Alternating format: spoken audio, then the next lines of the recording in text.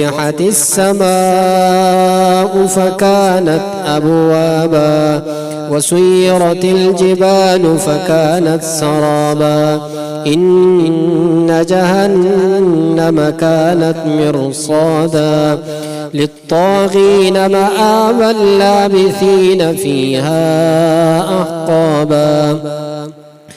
لا يذوقون فيها بردا ولا شرابا إلا حميما وغساقا جزاء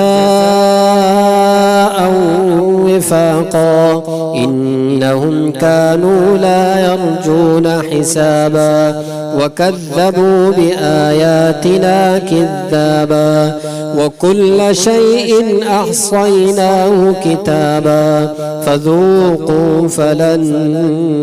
نزيدكم إلا عذابا.